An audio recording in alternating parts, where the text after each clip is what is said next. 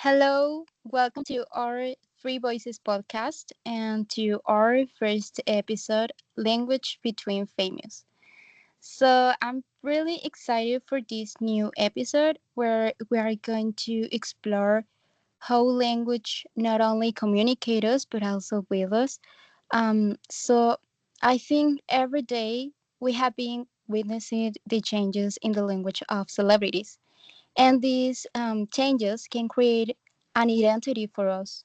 So, for example, the way we talk or the way we dress, like as feminine or masculine, reinforces some certain norms of our identity. Uh, However, we can always challenge this act, such as James Charles challenging the traditional expectation that a man should speak in a masculine way by adopting expressions or tones or some words that culturally associated with the feminine, such as sister, queen, or goddess. And he is normalizing a way of speaking that mixes elements of different genders. So, in everyday life, this is reflected in young people who, inspired by figures like James, use expressions like slay queen or love ya sis or period. But not only people within the LGBTQ community can challenge this style of communication, but also people outside this community, such as Ariana Grande, who has been one of the best singer in pop culture and who in her language has used words to redefine her identity expressions such as thank you next, which sets standards for how women should speak and act after a relationship, as well as using phrases from queer language.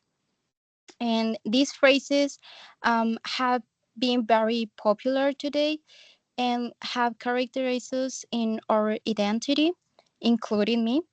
However, in many occasions, the social and cultural context of this linguistic phenomena is unknown, and queer language has been used only for fashion. So, what do you think, Melissa? Do you think this is a form of appropriation or a form of inclusion?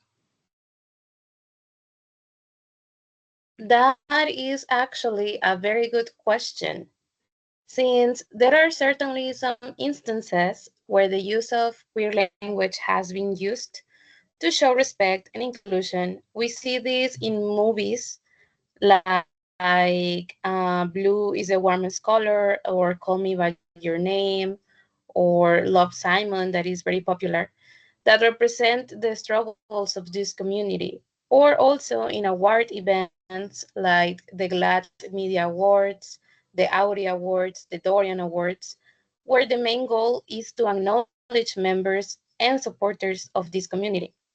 On that note, some people have added some expressions of this lexicon to their everyday vocabulary. I would say that if they are doing it from a place of respect and nothing else, then there's nothing wrong with that. In my viewpoint, it's not a case of appropriation, it's one case of inclusion where they might see themselves included in that community. However, they should be very wary of coming off as if they were mocking this type of lexicon. Language builds us, meaning that we use it to represent ourselves within our communities as accurately as possible. Language is power. The way we speak has a direct impact on our relationships, our surroundings, and furthermore, it creates the image that we show to the world. Bringing back the attention to James Charles and his way of behaving in front of cameras, I would say that even though I don't really like the guy, since he has some controversies, he speaks in his own way in a very powerful manner. We, as an audience, are used to seeing the men in the media speaking in a very masculine way, following traditional traits, as you said. And we don't see that with James. He is unapologetically himself and doesn't seem very worried about what other people may say about his way of talking.